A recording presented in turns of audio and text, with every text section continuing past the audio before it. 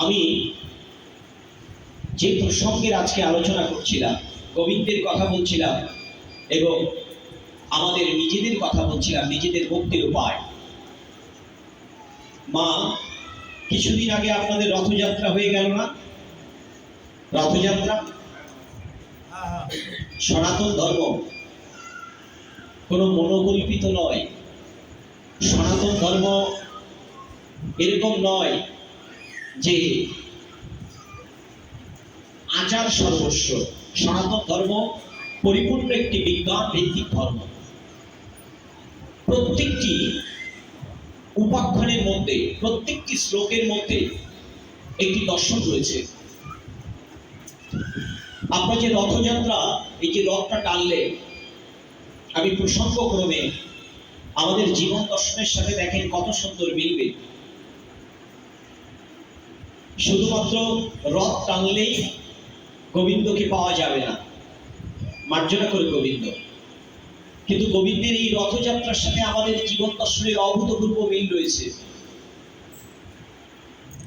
এই রথযাত্রার প্রসঙ্গটা এসেছে প্রথম বেদে, দ্বিতীয় রথযাত্রার প্রসঙ্গটা এসেছে উপনিষদে, তৃতীয় রথযাত্রার প্রসঙ্গটা এসেছে বিভিন্ন প্রাণাদি গ্রন্থে। আমি গল্প বলবো না, আমি দুটি শ্লোক বললেই আপনি বুঝতে পারবেন দুটি শ্লোকের ব্যাখ্যা দিয়ে। ঋগ্বেদ দশম মণ্ডল 155 সূক্তের 3 নম্বর মন্ত্র ভাগে বলছেন, ইয়াদারু প্রলভতে সিদ্ধমারে অপৌরুষম। ঋগ্বেদ বলছে সমুদ্রের উপর একটি ভাসমান কাষ্ঠ একাকী রয়েছে, সেখানে আর কেউ নেই, মহাসমুদ্র, তোমরা তাকে আশ্রয় করো। ওই বেদ মন্ত্রের মধ্যে একটি ক্লু। বড় বড় আচার্যগণ তারা টিকা টিপ্পণীতে ব্যাখ্যা দিয়েছেন, এটি আর কেউ না, এটি হচ্ছে স্বয়ং, দেখবেন বিভিন্ন প্রণাদি গ্রন্থের মধ্যে রয়েছে। এই বিশ্ব ব্রহ্মাণ্ড জলাকার ছিল, এই জলাকারের উপরে পত্রের উপর নারায়ণ তিনি একা আশ্রয় গ্রহণ করেছিলেন, আর কেউ না, আদি নারায়ণ, তিনি সেই গোবিন্দ। তাই বলছে তুমি তাকে আশ্রয় করো। আবার বলছে বেদে, অপাণিপাদম, তার কোনো পা নেই, তার পা নেই, তার হস্ত নেই, তার কর্ণ নেই, আছে কি দুটি বড় বড় চোখ। এটি শ্বেতাশ্বর উপনিষদের মধ্যে রয়েছে। আবার গোবিন্দের আরেকটি শ্লোক বলছি, ওই শ্লোকটা ধরে আমরা আস্তে আস্তে কন্টিনিউ করি। কাঠোপনিষদে বলছে, আত্মানাম রথিনাম বিদ্ধি শরীরাম তু রথমেব তু বুদ্ধিম তু সারথিম বিদ্ধি মন প্রগ্রহমেব চ। এই কথার অর্থ কি? তুমি যে রথকে টানছো, তোমার দেহের মধ্যেও একজন রয়েছে, ওই রথের মধ্যে আছে রথস্বামী, তিনি গোবিন্দ। বলে তোমার দেহখানি যে রথ, বলে ওই রথের মধ্যে রয়েছে আমি গোবিন্দ। ওই রথকে যিনি টানেন তিনি একজন সারথি। বলে এই রথের মধ্যে যিনি আছেন, তোমাকে যিনি যুক্ত করবেন, সারথি রূপে আছে তোমার যোগমায়া। বলে যে দড়িটি টানো, ওটাকে বলে বাসুকি না। বলে এর ভিতরে যে দড়িটি আছে নিত্য গোবিন্দের সাথে যুক্ত হওয়ার জন্য, বলে সেই অনন্ত দড়ি হচ্ছে তোমার মন। বলে ওখানে যে সামনে অনেকগুলো লোক থাকে, আগেকার দিনে ঘোড়া থাকতো, বলে এখন আর ঘোড়া নেই। এখন কি আপনি গেলে পাবেন, পুরীতে গেলে পাবেন, কিন্তু বাংলাদেশে তো আমাদের পাওয়া যায় না। ওটাকে উপলক্ষ করি আমরা টানি, যুক্ত হই। ওই রথটাকে আমরা একটু মিলাই, তাহলে বুঝতে পারবো আজকের আত্মদর্শন, বিদেহী আত্মা যার কল্যাণ কামনার জন্য এটি করা হচ্ছে। এটি বারংবার বলছে, কোন বিদেহী আত্মা যদি চলে যায়, তাহলে তার আত্মার উদ্দেশ্যে যদি বেদমন্ত্র পাঠ করা হয় এবং বেদ থেকে যদি ব্যাখ্যা করা হয় কাঠোপনিষদ, সেই কঠোপনিষদের নচিকেতা এবং যোগরাজ প্রসঙ্গে উপাখ্যানটা টানছি। তার একটা থেকে দুইটি শ্লোক। রাধে রাধে। হরে কৃষ্ণ। হরে কৃষ্ণ। আমার কথা মনে হার্ড হয়ে যাচ্ছে। না না ঠিক আছে। আমি তো বাংলা করে বলছি, শ্লোক বললেও বাংলা করে বলছি। রাধে রাধে। রাধে রাধে।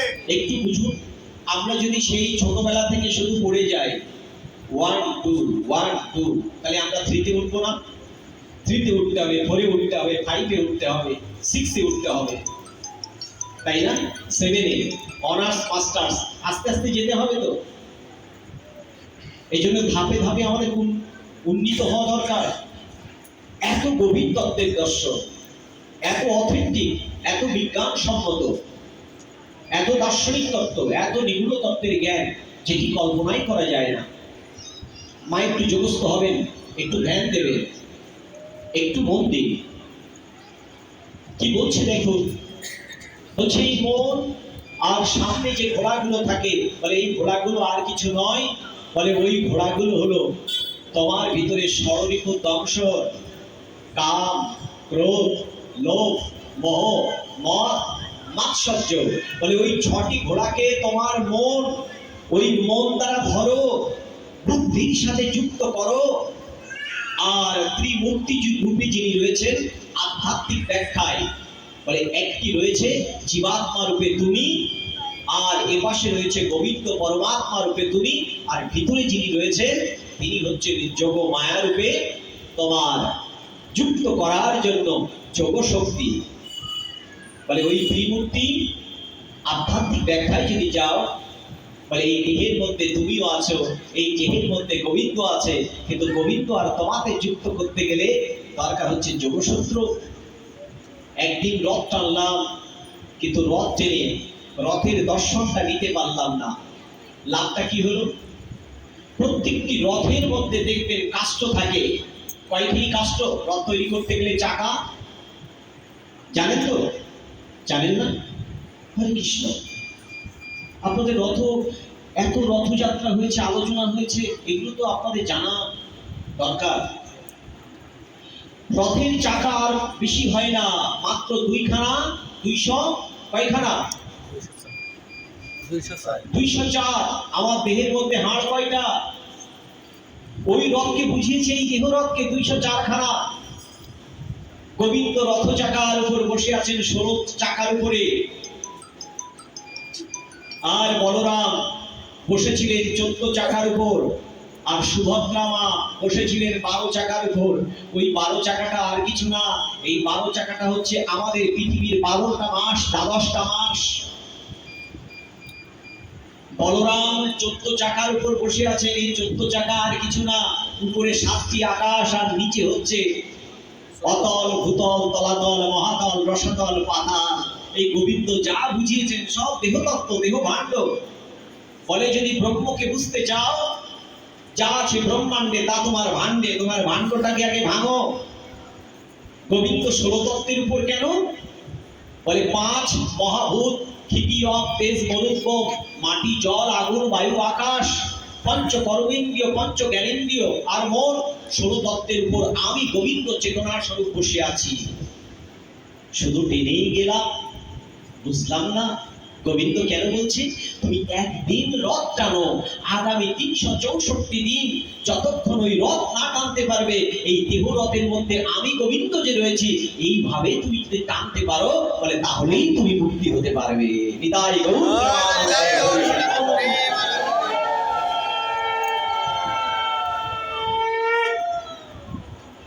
আমাদের দর্শনটাকে একটু মা বুঝতে হবে।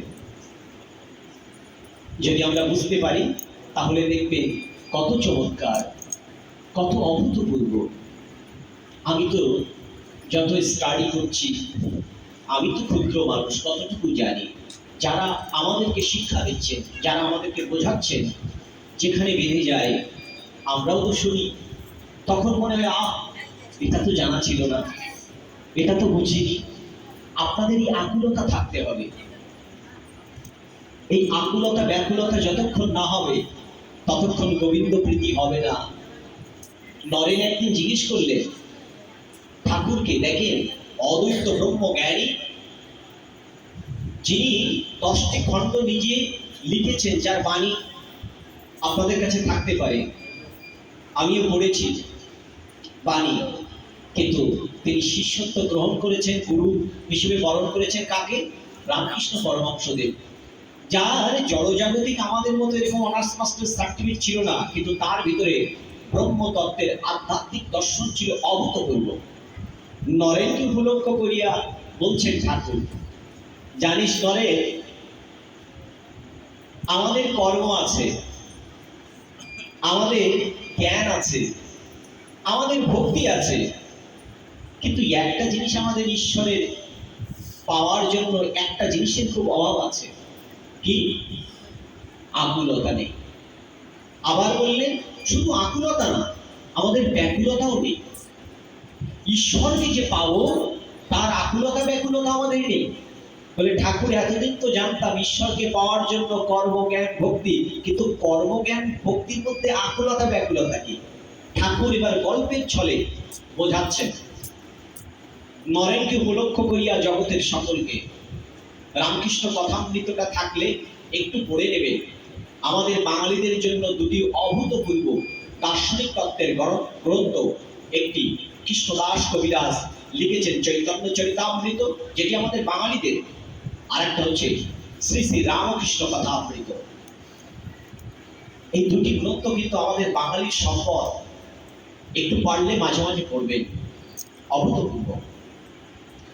রামকৃষ্ণ ঠাকুর, শ্রী শ্রী রামকৃষ্ণ ঠাকুর নরেনকে উপলক্ষ করে বলছেন, নরেন জানিস, এক মার একমাত্র পুত্র, সকল পুত্র পাঠশালা শেষ করে বাড়িতে এসেছে, কিন্তু একটি পুত্র আসেনি। তখন মা পথপানের দিকে ছুটছে, ছুটতে ছুটতে যখন যাচ্ছে তখন সন্ধে ডুবু ডুবু, স্বামী ডাকে, কোথায় যাও? স্বামীর কথা শুনছে না, শাশুড়ি ডাকছে, শুনছে না। সংসার কোথায় কি আছে কোনো দিকে মন নেই, শুধু একটাই মন, সন্তানকে কখন দেখবে, আদর করবে। একটাই পুত্র, সন্তান দেখছে নিভৃতে একটি বটবৃক্ষের নিচে আপন মনে খেলছে। সন্তানকে পেয়েই প্রথমে বুকের মধ্যে নিয়ে কখনো আনন্দশ্রু, কখনো চুম্বন করছে, কখনো বা কাঁদছে। বলে যতক্ষণ সন্তানকে না পেয়েছে ততক্ষণ তার অন্য কোনো জিনিসে তার মন বসেনি। কে তাকে ডেকেছে সেদিকে তার মন লাগেনি। তদ্রূপ ঈশ্বরকে পাওয়ার জন্য, ঈশ্বরের পথে আসার জন্য তুমি যে কর্মই করো না কেন, সংসার করো না কেন, তুমি সকালবেলা 6টায় উঠেছ, 6টায় উঠেই আগে যেন ঈশ্বরের কাছে যাও। তুমি সন্ধ্যায় এসেছো, সন্ধ্যা আহ্নিক, ওই সময় ঈশ্বরের কাছে যাও। তুমি দুপুরবেলা আহ্নিকটি করো অথবা ঈশ্বরকে ডাকো। অর্থাৎ ঈশ্বরে এতটুকুই চাই, আকুল ভাবে। কর্মত্যাগ করতে পারেনি। আমার ব্যাকুলতা কি? বলে এক মার যাচ্ছে, ব্যাখ্যা দিচ্ছে, এক মার যাচ্ছে, ছেলেদের সাথে সকল বাচ্চারা খেলা করছে, খেলনা আছে, খাদ্য আছে, অর্থ আছে, সবকিছু আছে, কিন্তু ছোট বাচ্চা সে এখন কিচ্ছু বুঝে না। খেলনা ত্যাগ করেছে, খাদ্য ত্যাগ করেছে, ভাই বোন সকলকে ত্যাগ করেছে, এখন খুঁজছে মা কোথায়। মা মা করে কাঁদছে। যেই মুহূর্তে মায়ের বুকের মধ্যে গেল, কান্না থেমে গেল। বলে ওই তো মায়ের বুকের কাছে যাওয়ার জন্য তার যে ব্যাকুলতা। বলে তুমি যদি এইভাবে ঈশ্বরের কাছে আসার জন্য, ভাগবত আসলে যাওয়ার জন্য, সেবা পূজা করার জন্য, গীতা পাঠ করার জন্য, অষ্টাঙ্গ যোগ করার জন্য যদি এইভাবে তুমি আকুল না হও, ব্যাকুল না হও, যাহা কিছু কর্ম করো না কেন, বলে এগুলো হবে আয়াস মাত্র, নাম সর্বস্ব, এগুলো তোমাকে মুক্তির পথ দেখাবে না। বলে যেটুকু করো জগস্থ হয়ে, আকুল হয়ে, ব্যাকুল হয়ে, ভগবানকে সমর্পণ করে করো, বলে তাহলেই তুমি তোমাকে মুক্তি দিতে পারবেন। কারণ গোবিন্দ বলছেন, আমি গোবিন্দ ভট্টা প্রভু সাক্ষী নিবাসং শরণাং সহিত প্রভাব প্রলয়ের স্থানাম বিধানাম বিজয় অব্যয়। হে জীবগণ, আমি একমাত্র তোমাদের গতি, আমি বিভু চৈতন্য রূপে তোমার ভিতরে সাক্ষী রূপে থাকি। আমি তোমার বন্ধু, আমি সুরী। যখন এই বিশ্ব ব্রহ্মাণ্ডে কিচ্ছু ছিল না, কাকে আশ্রয় করে তুমি ছিলে? গোবিন্দ বলছেন, আমাকে আশ্রয় করে। এখনো পর্যন্ত এই যে দেহতন্ত্র চলছে, যত ইন্দ্রিয় চলছে, যাহা কিছু চলছে, কাকে আশ্রয় করে? বলে আমাকে আশ্রয় করে আমি যদি চলে যাই সকল দেবতা শক্তি দৈব শক্তি সব চলে যাবে। বলছে তোমার বন্ধু তোমার কাছের মানুষ 1000 2000 টাকা ধার নিলে যদি একদিন দুদিন না দেয় সম্পর্ক থাকে না। তোমার যে কাছের ভাই সামান্য একটু কটু কথা বললে তাই তোমার সম্পর্ক থাকে না। আর আমি তোমার হৃদয়ে গুহায় থাকি, তুমি আমাকে খেতে দাও না, তুমি পড়তে দাও না, তুমি আমাকে ডাকো না, কিচ্ছু করো না, কিন্তু আমি তোমার এই দেহখণ্ডের মধ্যে কেন থাকি? মম এই অংশ, তুমি আমার অংশ। তার মানে তিনি হচ্ছেন পরম পিতা। পরম পিতা আমার দিকে অপলক নয়নে তাকিয়ে আছে। ওগো বন্ধু তুমি আমার দিকে তাকাও, আর আমি বহির্মুখী ইন্দ্রিয়ের সাহায্যে আমি বহির্মুখে তাকিয়ে আছি। তাই গোবিন্দকে বুঝতে পারছি না তিনি দেহখণ্ডের মধ্যেই আছেন। গোবিন্দ বলছে আমি আছি বলেই তুমি হাসো, আমি আছি বলেই তুমি কাঁদো, আমি আছি বলেই উল্লাস করো, আমি আছি বলেই আমার আমার বলে কালকে নিত্য বস্তু এই প্রাণ বায়ুরূপে যদি আমি চলে যাই, জগতের সকল মানুষ বলবে মরা লাশ পুড়িয়ে দাও, দহন করো, ওকে আর রাখা যাবে না। তাই মানুষ যখন মরে যায় শ্মশানে যেতে যেতে খই ছেটায়, টাকা ছেটায়, একটি দর্শন দিয়ে যায়, কিছুই নিয়ে যেতে পারলাম না, শুধু নিয়ে গেলাম এই জগতের হয়তো কিছু কর্মফল, ধর্মকে আশ্রয় করে আমি যাত্রা করলাম। এই বুদ্ধির উদয়টা আমাদেরকে হতে হবে। ক্ষুদিরামকে যেদিন ফাঁসি দেওয়া হচ্ছে, 12 বছরের ক্ষুদিরাম, ক্ষুদিরামকে জেলার সাহেব জিজ্ঞেস করছেন, ক্ষুদিরাম কালকে তোমার ফাঁসি দেওয়া হবে, কি তোমার ইচ্ছা? ক্ষুদিরাম হাসছে। ক্ষুদিরাম তোমার ভয় লাগে না? জেলার সাহেবকে বলছেন, জেলার সাহেব যেদিন প্রথম স্বামীজির জ্ঞানে জ্ঞানান্বিত হয়ে গীতার একটি শ্লোক আমার কর্ণগহ্বরে গিয়েছিল এবং আমি ধারণ করেছিলাম, অনেক কিছু জানি না, একটি শ্লোক, কি শ্লোক?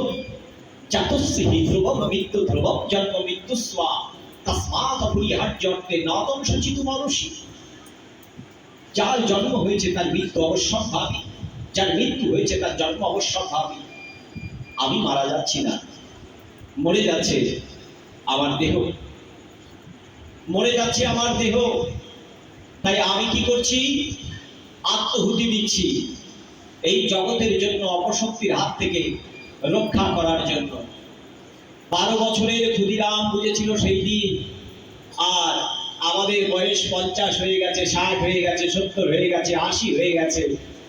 আমরা বুঝেছি তো? আমরা পৃথিবীতে যে এসেছি ক্ষণিকের জন্য, আমাদের বোধের উদয় হয়েছে তো? যদি এই বোধের উদয় না হয়, একটা বার নিজের সাথে নিজে অঙ্গীকার করুন, প্রভু ক্ষণিকের এই যাত্রার রঙ্গমঞ্চে এসে প্রভু কিছুই করতে পারেনি, তবে আজকে থেকে প্রতিজ্ঞা করলাম যতদিন পৃথিবীতে বেঁচে থাকবো, অন্তত যেখানেই থাকি না কেন, যে কর্মের মধ্যে থাকি না কেন, যে অবস্থার মধ্যে থাকি না কেন, আমি যেন তোমাকে ভুলে না যাই, আমি যেন তোমার পথ থেকে বিচ্যুত না হই। তাহলে গোবিন্দের কৃপা অবশ্যই আমাদের প্রত্যেকের উপর বর্ষিত হবে।